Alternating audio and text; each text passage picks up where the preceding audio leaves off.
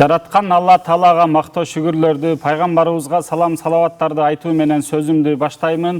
Кымбаттуу көрүүчүлөр, Манас телеканалында куттуу Рамазан берүүсү алып баруучулук кызматта мен Уланбек Калмырза уулу. Саламатсыздарбы? Кымбаттуу көрөрмандар, калайык калк.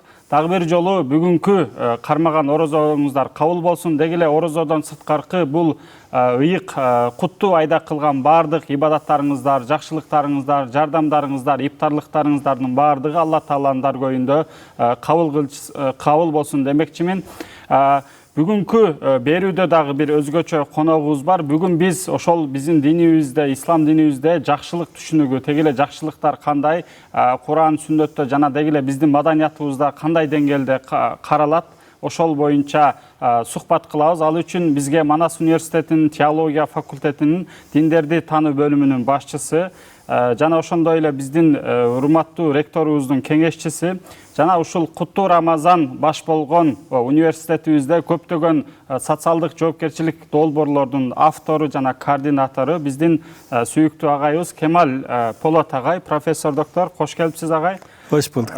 Жана ошондой эле котормочулук кызматта биздин теология факультетинде докторант жана биздин кызматкерибиз Жамиля Жораева эжеке. Кош келипсиз. Сиздерди дагы агай эжекейлер бүгүнкү учурдан пайдаланып сиздердин дагы Рамазан айыңыздар кут болсун демекчимин. Teşekkür ederiz. Sizin de. Агай, негизи эле ошол жакшылык деген эмне? Бул биздин маданиятыбызда, динибизде, культурабызда ошодон баштап берсеңиз, себеби бул тема дагы биздин көрүүчүлөр үчүн аябай маанилүү деп ойлойм. Жакшылыкты кандай түшүнүшүбүз керек? Çok teşekkür ederim. Sözlerime başlarken bütün izleyicilerimizi saygıyla, hürmetle selamlıyorum. Hayırlı Ramazanlar diliyorum. Allah'ım Ramazan'ın feyzinden, bereketinden nasiplenmeyi hepimize müyesser eylesin diye dua ediyorum. Şimdi İslam dininde iyiliğe çok büyük önem verilmektedir. Aslında bütün dinlerin gayesi iyiliği yaymak ve insanlara iyi bir hayat yaşamalarını sağlayıp dünyayı iyi şekilde değerlendirip ahirette de cennete girmelerini temin etmektir. Bu noktada baktığımız zaman İslam dini diğer dinlerden daha çok önem veriyor iyiliğe. İyilikle ilgili kelimelerin sayısına baktığımız zaman İslam'ın iyiliği daha çok önemsediğini söyleyebiliriz. İslam'a göre aslında insanın yaratılış gayesi iyilik yapmaktır. O zaman iyiliğin kelime anlamı nedir? Terim anlamı nedir? İyiliği nasıl anlamalıyız? Kelime anlamı itibariyle baktığımız zaman iyilik, başkasının hayatını kolaylaştırmak, daha yaşanılır hale getirmek için karşılık beklemeden, herhangi bir şey ummadan onun için yapılan bütün güzel işler, güzel ameller, güzel fiiller iyilik olarak tarif edilir.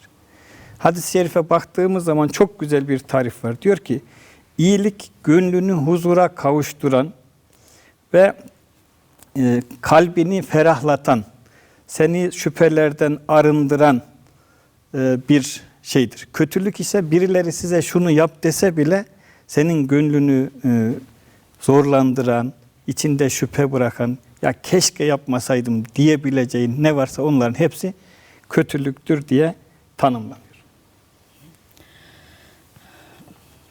İyilik, İslam dini, bardıq elə dinderde iyilik tuuralı malumatlar var. Ошол эле учурда İslam dininde özgöçө bir mani berilет. Жакшылык деген терминдин сөздүк жана терминдик маанилерин агайыбыз ачыктап кетти.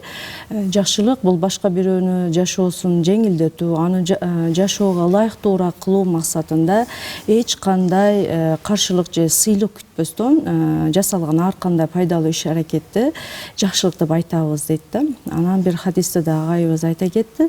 Жакшылык адамдын көңүлүн тынчтандырып, ички дүнүйөсүнө сиңген нерсе. Ал эми жамандык аткара бер деп айтса дагы жүрөгүндө ар дайымда көйгөйдү кармап турган нерсе деп айтты.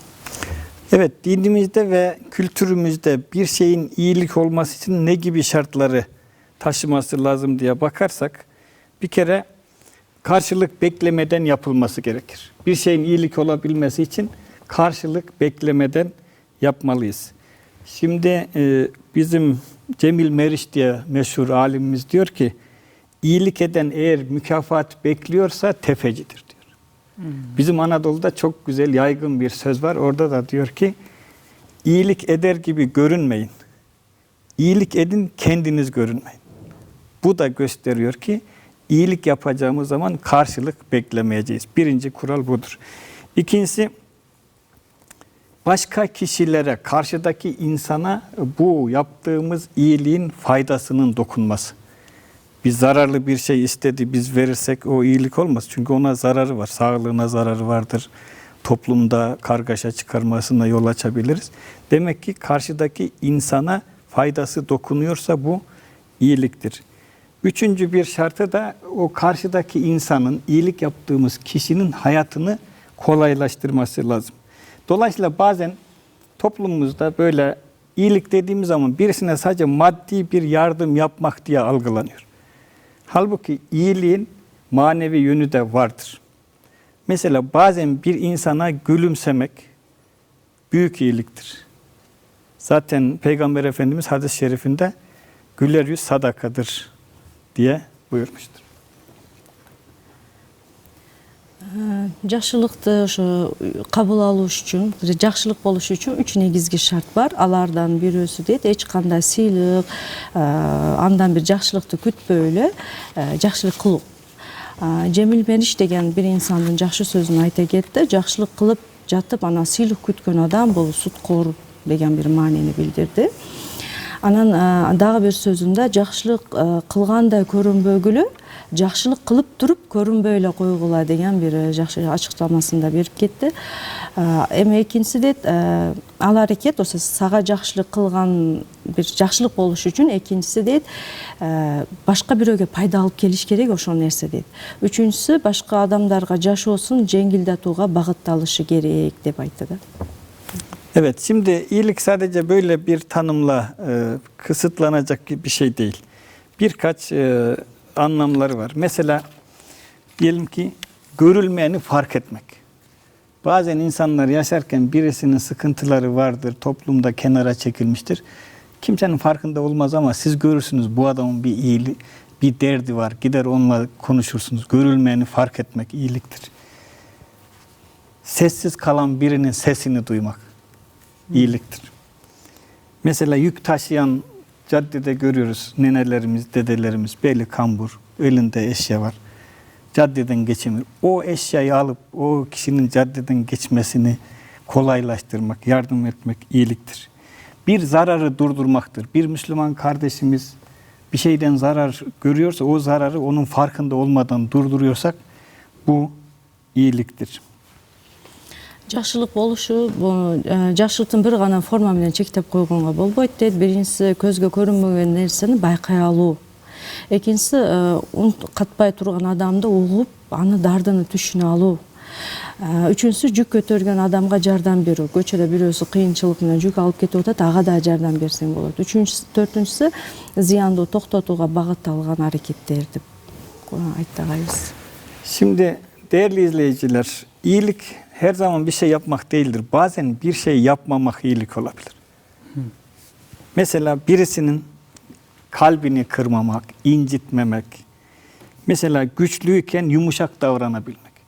Güçlüsün, her türlü imkanı var. İstediğin şekilde davranabilirsin ama karşındaki insana yumuşak davranıyorsun, onu affediyorsun. Bu bir iyiliktir. Haklıyken ezmemek. Ben haklıyım diye insanların onurunu zedelememek, onu hayattan koparmamak iyiliktir. Mesela üstünken affedebilmek. Küçük insanlar ya da güçsüz insanlar ya da imkanları olmayanlar istese de bir kötülük yapamaz. Affeder, ahirete bırakırım der, sinesine çeker ama güçlüyken sen kötülük yapabilecek durumdayken yapmıyorsan o da iyiliktir. Bir tebessüm, bir mesaj atmak, bir dua etmek iyiliktir. En güzel iyilik bazen Anadolu'da çok vardır böyle. Mesela çok sevdiğiniz bir insana iyi ki varsın dersin. Bu içi doldurulamayacak bir şey. İşte bir insana siz iyi ki varsın arkadaşım, dostum, hocam dedirtiyorsanız bu en güzel iyiliklerden birisidir. Жакшылык ар дайым бир нерсе кылууду билдирбейт. Балким кээде кылдырбай коюу, жасабай коюуду да түшүндүрөт. Мисалы дейт, күчтүү болуп турган абалыңда жумшак мүнөздүү болуу. Андан кийинси укуктуу болуп турганыңда басым бирөө кемситпөө. Сен укугуң бар, сен аны кемситип коюуга толук укугуң бар, бирок сен аны андай кылбай жатасың. Андан кийин устома абалда, сен жогорку абалда турасың, кечире билүү. Балким күчсүз болгон инсандар сага жамандык кыла албайт, бирок сен күчтүү болуп турасың, колуңдан келет жамандык кылуу, бирок сен аны аткарбай коюу. Кээде дейт бир жылмайып коюу, өз убагында кылынган бир дуа дагы бул жакшылыктын bir türü деп айтты. Evet, Türk kültüründe iyilik bu tanımların ötesinde çok daha derin anlamlar ifade eder. Örneğin Türk kültüründe iyilik yalnızca bireyin ahlaki bir tercihi değil, toplumsal düzeni ayakta tutan değerler sisteminin bir parçasıdır. İyilik, merhamet, adalet, cömertlik, iyi huyluluk gibi düşüncelerle iç içe geçince daha sistematik ve düzenli hale gelir. Bu yönüyle baktığımız zaman iyilik hem etik hem de sosyolojik bir fonksiyona sahiptir bizim kültürümüzde, bizim toplumumuzda. Türk madaniyatında жакшылык деген адамдын адеп ахлактык тандоосу менен гана чектелбестен коомдук тартипти сактап турган баалуулуктардын ажырагыс бир бөлүгү катары. Жакшылык дейт ырайым, адилеттүүлүк, жомарттык жана ынтымак сыяктуу түшүнүктөр менен тыгыз байланышта болот. Ошол жагынан алганда жакшылык этикалык да, социологиялык да функцияга ээ деп айтты агайыбыз. Bizim tarihimizde iyiliğin çok güzel örneklerini görürüz. Örneğin Göktürk ve Uygur dönemlerine baktığımız zaman töre kavramı karşımıza çıkar. Töre sadece hukuk sistemi değildir. Aynı zamanda ahlaki davranış kodlarını da içerir. Örneğin güçlünün zayıfın yanında olması, zayıfı koruması, açların doyurulması, yolcunun gözetilmesi törenin temel unsurlarındandır. Konar göçer hayat yaşarken bizim ecdadımız bu hayat şartlarında insanların birbirlerine iyilik yapması yaşamanın bir parçasıydı. Dolayısıyla herkesin birbirlerine ihtiyaçları vardı. Bu hayatta zorunlu olarak insanlar birbirlerine iyi davranmak, iyilik yapmak zorundaydı. Buradan hareketle günümüze kadar iyilik aslında Türklerin bir karakteri olmuştur. O yüzden iyiliğin hem ferdi hem sosyolojik hem de toplumsal bir boyutu söz konusudur. Göktürk жана уйгурлардын ошо курган тарыхта карасак, алардын доорунда төрө деген бир түшүнүк бар, ошо закон. Ал жакка да караганыбызда укуктук система болбостон ошол эле учурда адеп ахлактык жүрүм туруштун негизин да камтыйт дейт. Күчтүүнүн алсыздык коргоосу, жолоочуларга жардам берүү, камсыздоо аларды деп айтты да. Анан жардамдашуу бул көчмөн шарттарда жашаган элдер үчүн жашоосуну улантып, жашоосуну бир бөлүгү катары түшүнүктөр менен калыптанып калган дейт. Evet, şimdi bizim toplumumuzda iyilik çoğu zaman gösteriş yapmak değildir. Demin de söyledik, yani karşıdakinden bir şey beklememek için yapılır. Mesela sağ elin verdiğini sol elin duymaması prensibi bizim kültürümüzde de yaygındır. Baktığımız zaman bazen mesela kapıya konan bir poşet, gidersiniz bir fakirin evinde sokaktan geçerken kapıya bir poşet asmışlardır. O poşeti bırakan adam kendisinin kim olduğunu saklar, vatandaş alır onu, ikramını yer. Kimse görünmeden ödenmiş borçlar. Biraz sonra da farklı örneklerini söyleyeceğiz. Sizin bakkala borcunuz var. Birisi sizin adınıza onu ödüyor. Siz kim olduğunu bilmiyorsunuz. Mesela biz de üniversitemizde de zaman zaman kantinlerimizde görüyoruz. Askıda ekmek, askıda çay, hatta Ramazanlarda askıda pide uygulamaları vardır. Hocalarımız kendisine bir pide alırken 2 pide parası verip birisini de askıda bırakın, gelen bir vatandaşımız para ödemeden alsın, yesin gibi söyler. İşte bütün bu güzel uygulamalar aslında iyiliğin reklamını değil, vicdanını ön plana çıkaran çok derin hareketler, güzel işlerdir. Türk madaniyatında bir düşünük var. On koldu bergendi, sol kol bilbesin degen bir düşünük var. Buga oşa öte bekem karmanışat. Misалы eşiklerge produkta taştap ketүү же oşo soda borborlordu belginde dökönдөр kişineki жерlerde birödün karzdары orada karz depterleri bolgon. Oşolar karzdарын төлөp koyуу iş-çaralары oşo bolot. Bular купия сакталат. Бирөөгө көрсөтпөйт дейт. Дагы биздин университетибизде дагы өзгөчөлүк ошол жакшылык түшүгүнүн бул тарабындагы аткарып келебиз дейт. Кээде мисалы агайларыбыз продукт алып атканда, жей турган нерселер алып жатканда пиде деп айтагайбыз. Ошондой нерселер алганда экиден алып коет, бирөөсүн өзүгө болсо, башка бирөөсүн бир студент же бир муктаж болгон инсан алсын деген bir түшүнүктү берип жатабыз дейт. Evet, bizim kültürümüzde misafire Tanrı misafiri deriz değil mi? Ve sofrada ikram ettikçe nimetin artacağını düşünürüz. Kırgız kültüründe çok güzel bir örnek var. Oğuz nan oğuz tiyu adeti. Ben Türkiye'de hep anlatırım. Yol sormaya bile bir Kırgız aileye yönelseniz size hemen yolu tarif etmez. İçeriden bir ekmek alır getirir. Siz o ekmekten bir lokma alırsınız. Ondan sonra yolunuzu tarif eder. Bu işte iyiliğin aslında en sıcak, en samimi davranışlarından birisidir. Bakınız mesela komşusu açken tok yatan bizden değildir hadis-i şerifi var, biliyoruz. Bu hadis-i şerif iyiliğin sadece bireysel bir şey değil, toplumsal sorumluluk olarak da yerine getirilmesi gereken bir şeydir. Unutmadan söyleyeyim, aslında iyilik ya da hayat aslında bir başkasını mutlu etmek için yaşamak. Biraz da bir başkası için yaşamak en güzel iyiliktir. Nail hocamızın rahmetli oğlu bunu çok söylermiş. Kendisini rahmetle anıyoruz. İyilik bazen başkası için yaşamaktır. Türk madaniyatında konok gelgende Tanrının konoğu degen bir түшүнүк бар дейт. Ошо дасторкондо бир нерсе бергенде конок менен чогуу жейүү же бөлүшүү дасторконубузду берекетлендирет деген бир түшүнүк бар дейт. Анан кыргыздардын да өзгөчө бир салты бар. Нанга ооз тийип коюу дейт. Мисалы сен жолдон адашып калдың, бирөөдөн жолду сурайм деп бир үйгө кирсең, ал жакта сага жолду айтуудан мурда келиңиз деп бир нанды алып чыгат, анан сизге жардам берет дейт. Бул кандай жакшы нерсе дейт. Дагы бул жакта Наил агайдын оğlунун бир сөзүндө бизге айта кетти. Жакшылык кылуу бул башкасы үчүн жашоо. Жакшылык кылуу башкасы үчүн дагы жашоо, башкасына жакшылык кылууга аракет кылуу деген түшүнүктү айтат экен. Türk kültürüne baktığımız zaman aslında konular birbirleriyle alakalı. Sadece lafla değil, küçük hareketlerle iyilik toplumda yaşar. Örneğin bazen bir selam vermek, bazen bir çay içer misin, vaktin varsa bir çay ikram edeyim demek. Bazen sadece insanları dinlemek iyiliktir.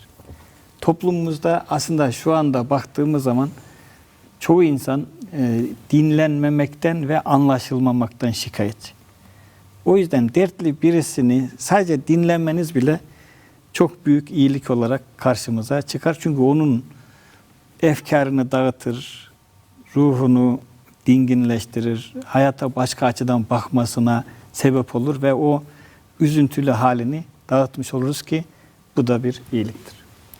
Madaniyatыбызда жакшылык чоң сөздөр менен эмес, кээде бирок чоң сөздөр менен эмес, майда бирок маанилүү аракеттер менен дагы жашап келип атат дейт. Мисалы кээде чай ичесизби, же кандайсыңыз деп саламдашуу, кээде бирөөдүн аябай кыйналып турганын көрүп жатасың, аны угуу, сизге эмне болду, кандай сизге жардам керек, анын проблемасын угуп, ага жол көрсөтүү дагы бир жакшылыктын бир түрү деп айтабыз.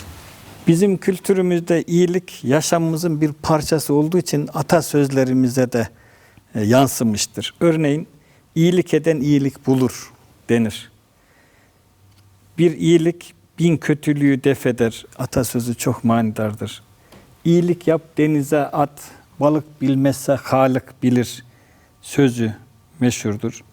Bu sözler iyiliğin karşılık beklentisi olmadan yapılmasını tekrar bize hatırlatmaktadır. Şu жакшылык тууралуу макал лакаптарда айтылып калган дейт. Мисалы жакшылык кылган жакшылык табат. Бир жакшылык миң жамандыкты кайтарат.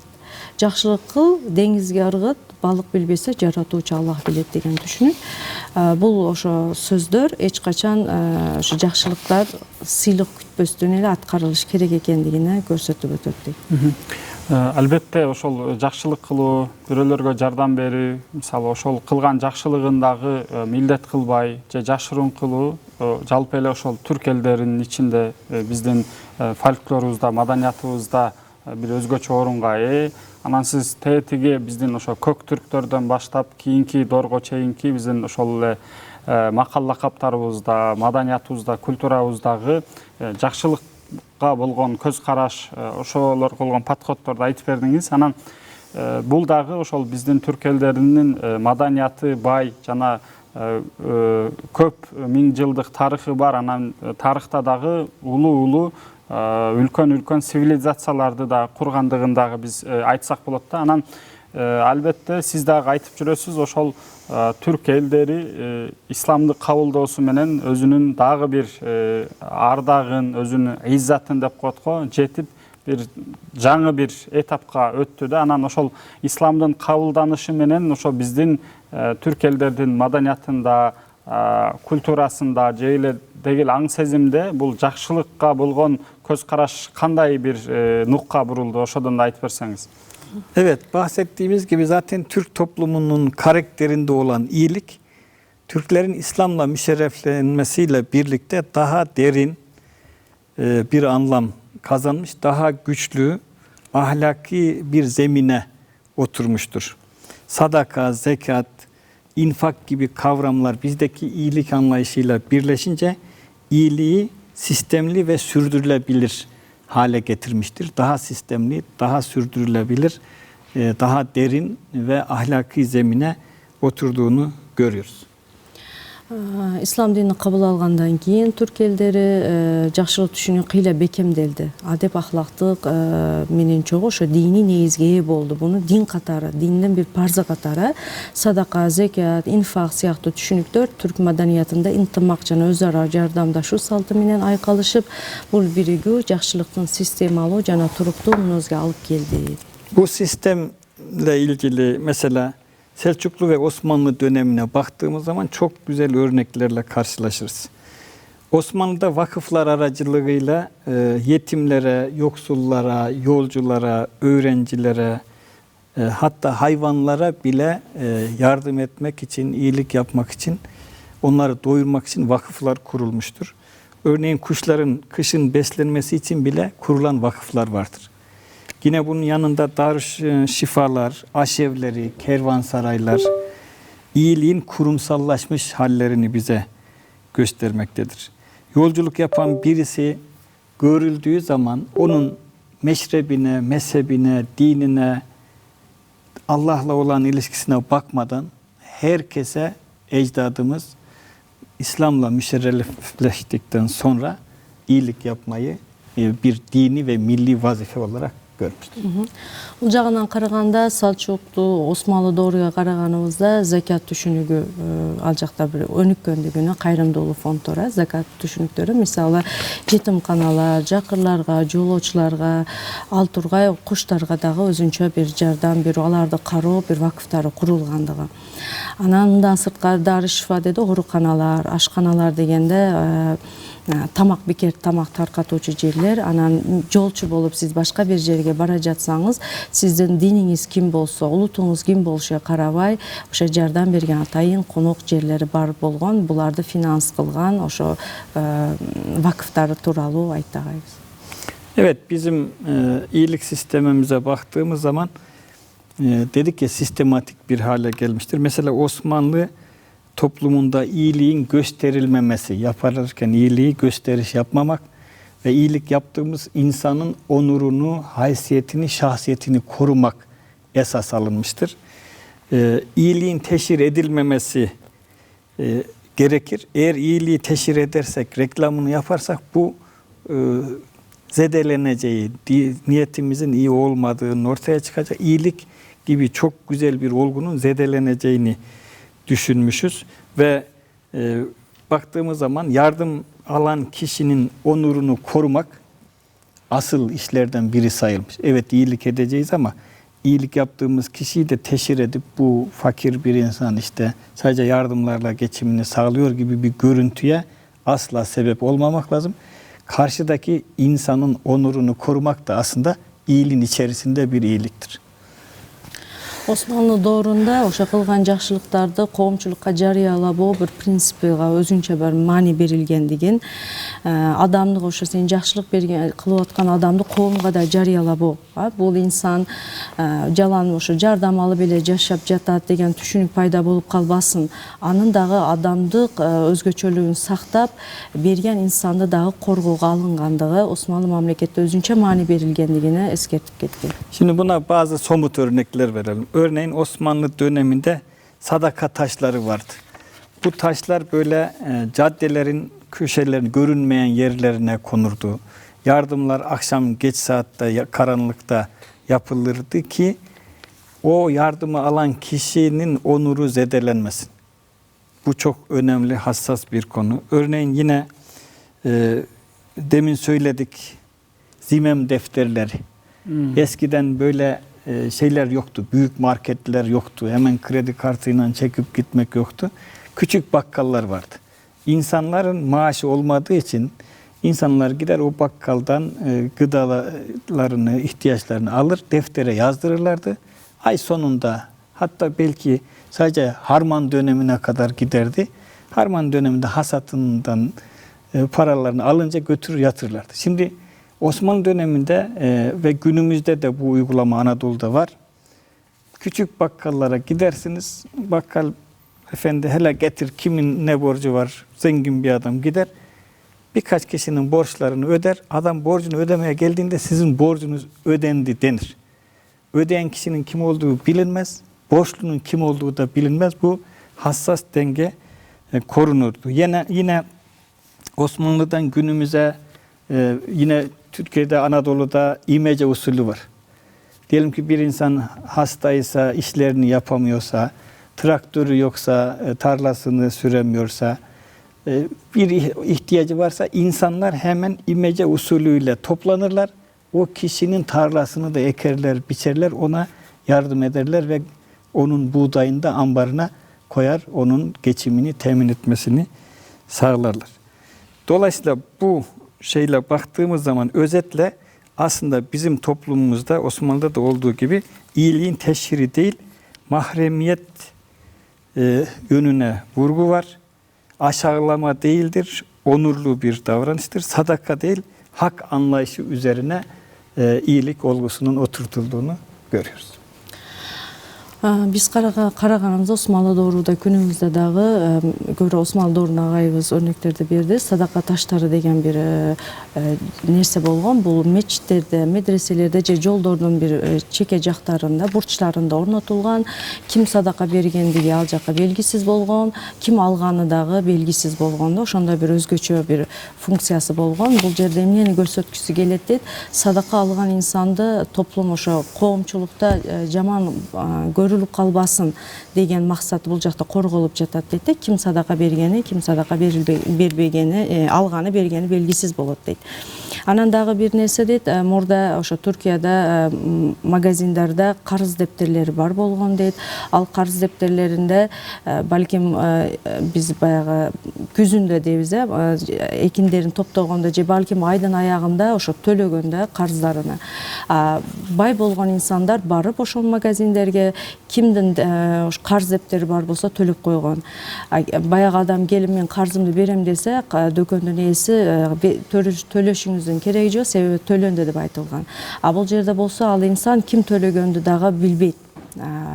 Бирок Аллага анын үчүн дуа кылат дейт. Андан кийинки балким бир үчүнчүсү дейт, бир жерде бир кыйынчылык болду, бир дыйканчылыгында бир проблема болду. Ал жактагы эл өзү топтолуп, ага жардам берип, анын экиндерини топтоп, өзүнүн жериге алып кирип бергени, жардам берген. Ошондой эле инсандар өзү ара дагы жардам берилген дейт. 3 түрүнө агайыбыз айтып берди. Албетте ошол терең тарыхы бар биздин түрк элдери, маданияты, цивилизациясы бар түрк элдери ошол булгарлардан же биздин азыркы ошо Кыргызстанда караханилердин убагынан баштап ислам динин кабыл алды. Анан ошол исламдагы Куран жана сүннөттөн илхам алып, ошол нерселерди өзүнүн исламга чейинки эле ошол жакшылык кылуу мүмкүнчүлүктөрүн дагы көтөрдү деп айтсак болчудай. Ошолордон бирөөсү өзгөчө ошол Селчуктуулардын убагында же Осман империясынын убагындагы жанакы вакыфтарды кылуусу. Албетте бул эми исламдагы бир институт деп айтсак болот. Анан ал жерде дагы чындап эле бүгүнкү күндө биз фильмдерден болсун же чыгармалардан же тарыхый китептерден ошол өзгөчө Осман империясынын ошол Селчуктардын убагындагы же андан кийинки баягы Анадолу бейликтер деп коет го, ошолордун учундагы вакыфтарды көрүп алып аябай таң калабыз, суктанабыз. Анткени тетиги мисалы баягы келген куштар болот эмеспи? Мисалы балким ал куш көчмөн куштар балким ошол Түркиянын аймагында жашабайт да, жөн гана мисалы Сибириядагы куштар демек Африкага кетип атат, ошол жолдо дагы жөн жүрбөсүн деп аларга карата мисалы ошол мисалдарды айтып өттүңүз, вакыфтар ачылгандыгынчы. Анан ушул эми мисалы дүкөндөрдү жанакы ар кандай карыз дептерлерин жабуу маселесин дагы айтып өттүңүз. Биз дагы азыркы социалдык тармактардан, интернеттен, фильмдерден көрүп дагы аябай кубанабыз. Балким мен дагы акыркы учурларда көрүп баштадым. Биздин Кыргызстанда дагы ошондой иш-чаралар болуп атат да. Анан эми бул ушул мисалы ошол эле Анадолу бейликтер же Осман империясындагы бир улуу мурас сиздердин азыркы учурда дагы Түркия Республикасынын учурунда дагы бул нерсе уландыбы же абалы кандай эле, же ошолордун баары токтоп калдыбы же Осман империясы бүткөндөн кийин ошол жөнүндө да бир аз айтып берсеңиz. Çok teşekkür ederim. Bunu aslında genel bir cümleyle söylemek lazım. Bazen bizim Anadolu'da bir takım insanlar sanki Osmanlı ile Cumhuriyet farklı devletler birbirinin alternatifi gibi algılanıyor. Bu son derece yanlış. Her konuda yanlış. Cumhuriyet Osmanlı'nın devamıdır. Bizde devlette devamlılık esastır diye genel bir prensip var. Dolayısıyla bu iyilik konusunda da aslında devam var. Ama biliyorsunuz zaman değişiyor, şartlar değişiyor. Bir takım evrilmeler oluyor. Ne olmuştur? Osmanlı dönemindeki o vakıf kültürü Cumhuriyet döneminde sivil toplum kuruluşlarına dönüşmüştür. Biçim değişmiştir, kurumlar değişmiştir. Ancak ruh aynıdır. Dayanışma, imece usulüyle problem çözmek, gönüllü yardımlar, insanın yardım ettiğimiz insanın onurunu, şahsiyetini koruma ilkesi aynen sürdürülmüştür. Daha da hassas davranılmıştır ve devam etmektedir. Bu anlayış sosyal devlet uygulamaları ve gönüllü sivil kuruluşlarla günümüze kadar gelmiştir. Aynı şekilde de çağdaş bir şekilde devam etmektedir. Çünkü şöyle diyelim, iyilik yapma kültürü bizim kimliğimiz olunca Türk milletinin kimliği o gün de aynı Türktü, bugün de aynı ahlaka sahip devam ediyor. Түшүнүк бар дейт, Осман империясы менен азыркы Түркия мамлекети экөөсү башка деген түшүнүктө бар. Бул ал андай эмес дейт. Бул Осман империясынын улантысы катары. Анткени түрк маданиятында ошондой бир түшүнүк бар дейт, мамлекет уланып келет. Ооба, Осман империясына вакыф аты менен, вакыф деген атайын аттар, ошондой түзүмдөр менен мындай жардамдар уланып кетсе дейт, күнүбүздө болсо ыктыярдуулук, жарандык уюмдар аркылуу ошол эле жакшылык уланып келип атат. Бул токтоп калды, бул экөөсү башка деген түшүнүк туура эмес таптакыр. Албетте, демек эми көпчүлүк айтпайт, эми кээ бир адамдар ошентип ойлошу мүмкүн. Ошол Анатолиядагы адам, баягы Анадолу ирфаны же болсо ошол культурасындагы адам азырга чейин деле бар. Мен дагы өзүм күбө болдум. Ошол биз тарыхтагы окуган мисалы кылык жоруктарды, тарыхтагы мисалы давраныштарды дейт го, кылган характерди, мүнөздөмөнү азыркы учурдан деле мен мисалы өзүм дагы андай күбө катары дагы айта кетсем болот. Демек, адам ошол адам. Убакыт өтсө дагы, кандай бир өткөн учур болсо дагы адамдардын ичиндеги жакшылык кылуу маданияты, жардам берүү маданияты, ичиндеги анын кулк мүнөзү, характеристикасы өзгөрбөдү деп айтсак болчудай. Анан дагы ушуга тема бүгүнкү күндө эми бүгүн модерн 21-кылымда жашап жатабыз. Анан дагы бир мындай арыздануу бар. ya аттың eskilerde жакшы эле деп эле ушундай бир түшүнүктөр бар. Ушул нерсе канчалык деңгээлде актуалдуу? Муну дагы biraz açıklap берсеңиz агай. Bizde çok güzel bir söz var. Diyor ki can çıkmadan huy çıkmaz. İnsan ölmeden onun davranışları, karakterleri değişmez de.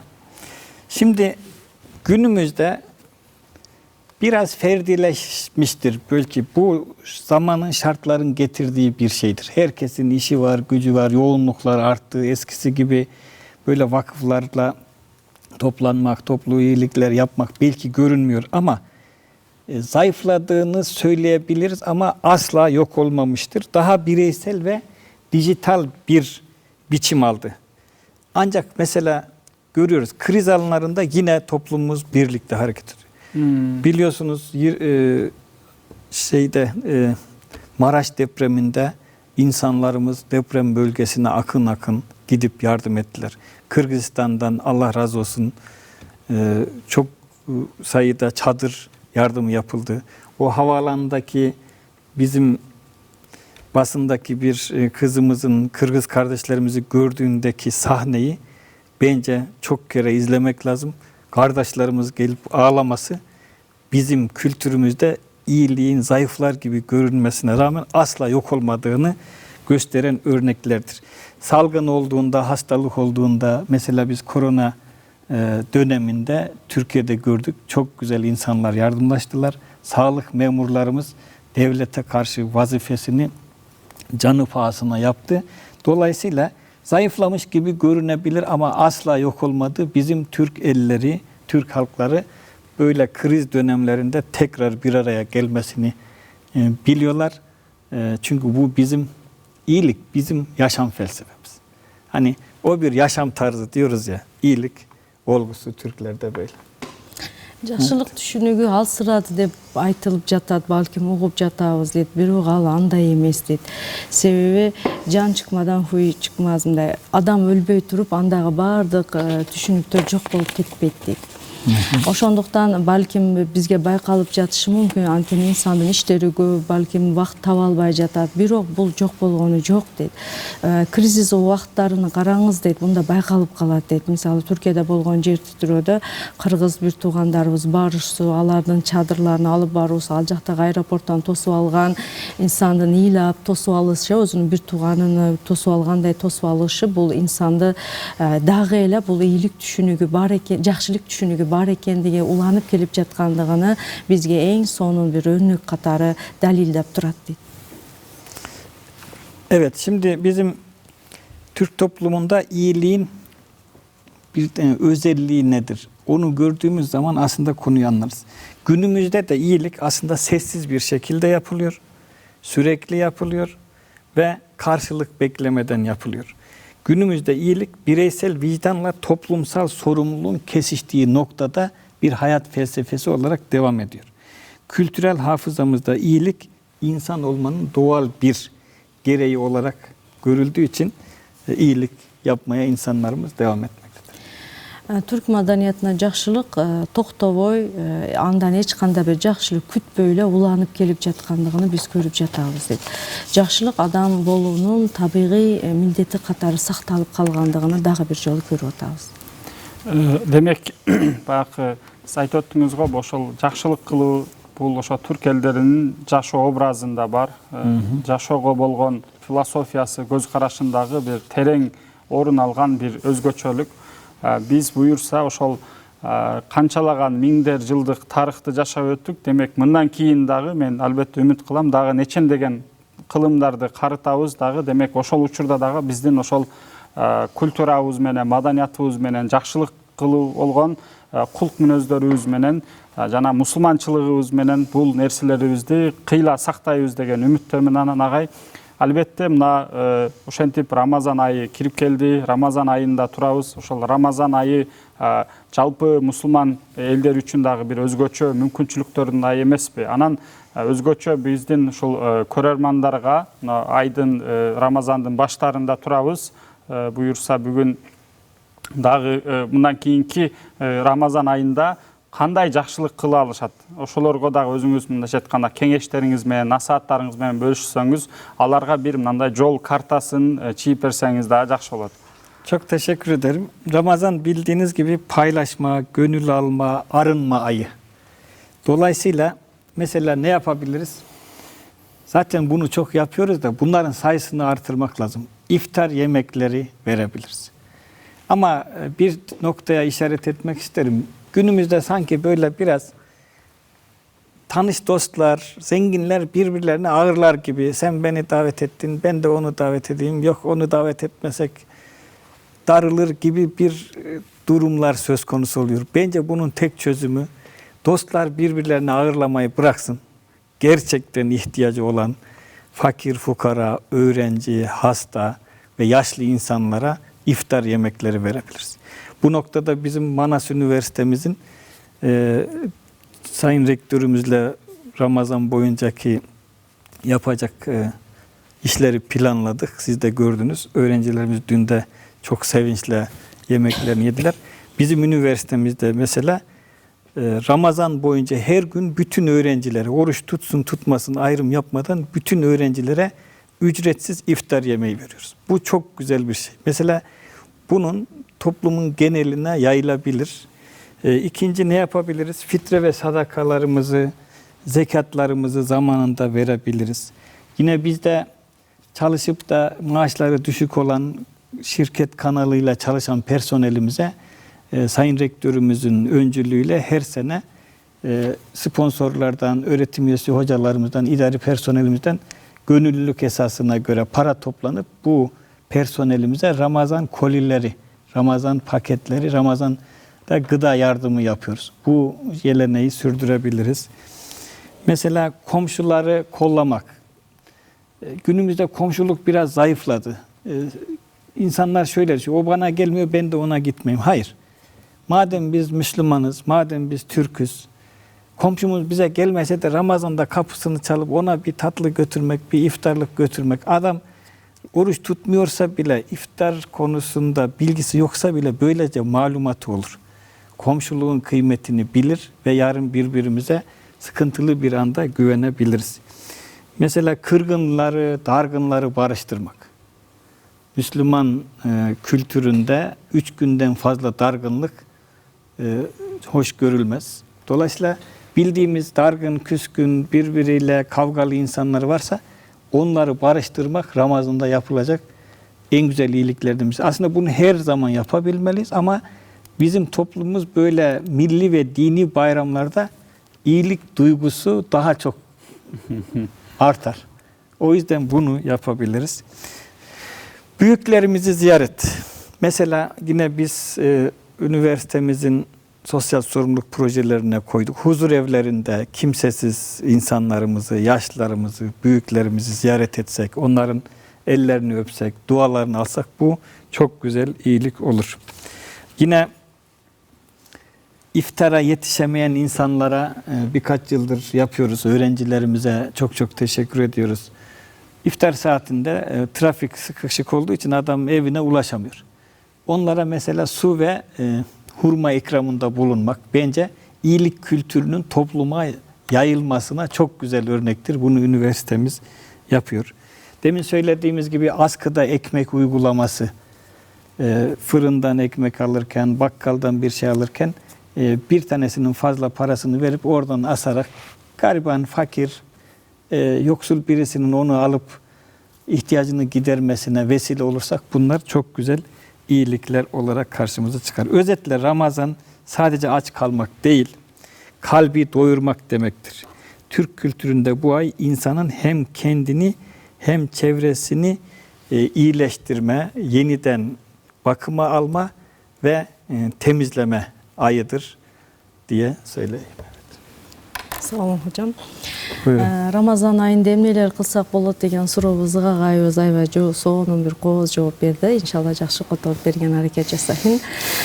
Биринчиси ифтар берүү дейт да. Ифтар берүү балким күнүбүздө байлар бири-бирине конокко чакырып, досум мени чакырды, мен да аны чакырып коеюн деген түшүнүк менен болуп калды дейт. Бирок аны ордуга чындыгында муктаж болгон инсандарды чакырып, аларга ифтар берсек дейт. Биздин университеттин бир өзгөчөлүгү бар. Рамазан айында ким ороза кармаса дагы, карбабаса дагы студенттердин баардыгына бекер тамак аш берилет дейт. Урматтуу ректорубуз тарабынан бу уюштурулат, буга көңүл бурулат. Бул да жакшылыктын эң сонун бир өрнөгү дейт. Андан кийин мусулман катары албетте фитра зекеттерибизди убагында берип, мүмкүнчүлүгү чектелген инсандарга ошолор жеткизе билүү. Андан үчүнчүсү катары жумушчулар ошо Манас университетинде иштеп, балким мадди жактан бир аз муктаж болгон жумушчуларга, материалдык жактан муктаж болгон үй бүлөлөргө тамак аш пакеттерини берүү. Андан кийин комшуларга жардам көрсөтүү. Биз балким күнүбүздө комшулар менен мамилебиз жакшы болбой калды, бирок исламда биздин маданиятыбызда комшулар менен карым катташтоо, ошого маани берүү, комшуга кам көрүү дейт. Анан балким андан кийинкиси болсо, урушкандар бар болсо, аларды ортолоруга жакшы сөздөрдү айтып, аларды элдештирүү дейбиз.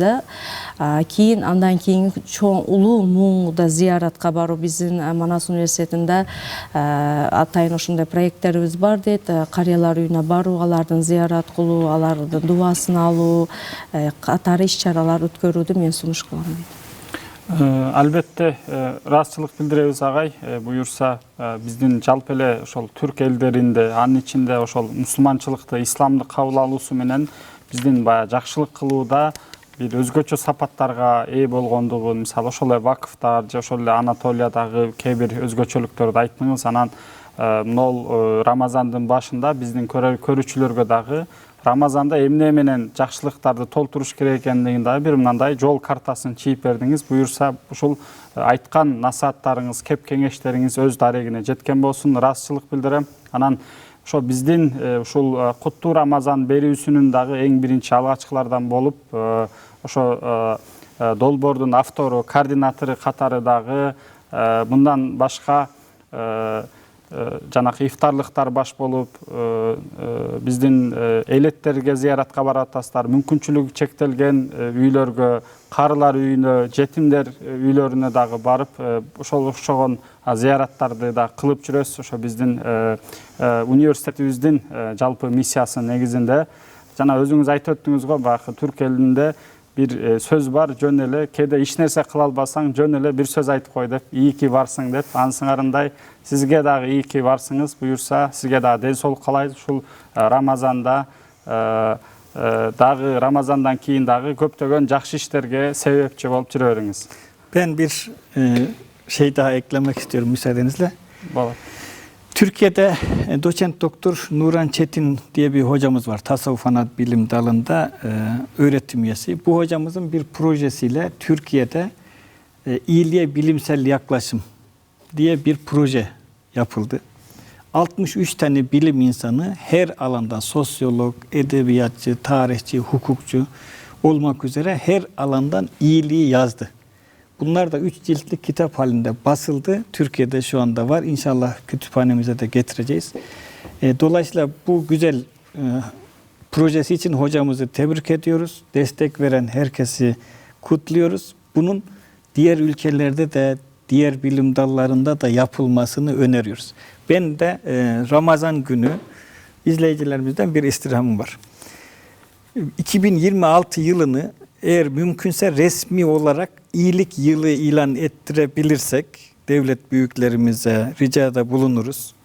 Mümkünse olur. Olmazsa gelin biz kendi fert olarak kendi hayatımızda, aile hayatımızda ve toplumumuzda bu yılı iyilik yılı ilan edelim. Ona göre davranalım.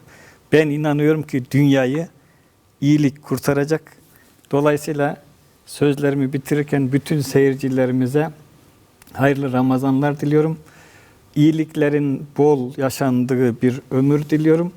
Ve Allah hep iyi işler yapmamızı, iyi insanlarla karşılaşmamızı nasip etsin diyorum. Teşekkür ediyorum. Ağayыбыз аягында bir qo'shimcha so'zlarni ayta ketdi. Turkiyada Nuran Çetin аттуу agay Hoca Ejeke 23 Türkiye'de жайгашкан 23 ар кандай тармактагы insanlar менен чогуу ийгилик hocam ne dediniz tam? İyiliğe bilimsel yaklaşım. Жакшылыкка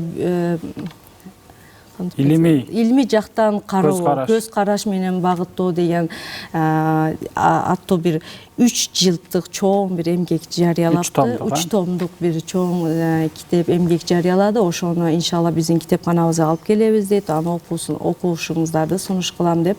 Ошол эле учурда ошол эмгекти жараткан Эжекеге дагы чоң ыраазычылыкты билдирди. Келиңиздер деген bir чакырууду айтты. 2026-жылда биз жакшылык жылы деп жарыялата алсак, мүмкүн болсо ошол нерсени кыла алса, балким биз буну жарыяламбаса дагы өзүбүз ичибизде ошол жакшылык жылы деп билип, ошондой bir жакшылыктарды ишке ашыра алсак жакшы иш болот деп агайыбыз өзүнүн кеңешин. Dünyayı iyilik kurtaracak. Дүйнөнү жакшылык куткарат деген акыркы слова сөзү менен бүтүрдү агайыбыз. Албетте. Эми албетте ошол өлкө жетекчилери ушинтип бул жылды жакшылык жылы деп деле койсо болот, бирок ар бирибиз айткандай ар бир көрүүчү өзүбүздүн жашообузду мына куттуу Рамазан айында турабыз. Ушул жылды жакшылык жылы деп жарыялап, өзүбүздүн жашообузга, чөйрөбүзгө, жалпы эле коомубузга ошол жакшылык кылуу менен же өрнөк болуп дагы ошондой пайдасы тийген дагы адамдар болсок дагы албетте максатка ылайыктуу болмок. Чоң рахмат. Сіздерге ыраазычылык билдиребиз, бар болуңуздар. Кымбаттуу көрүүчүлөр, ушуну менен куттуу Рамазан берүүсү аягына келип жетти. Жогорудагы айткандай, мен дагы ошол дүйнөнү жакшылык куткарат деген ураан менен изги тилектер менен бүгүнкү берүүнү жыйынтыктайбыз.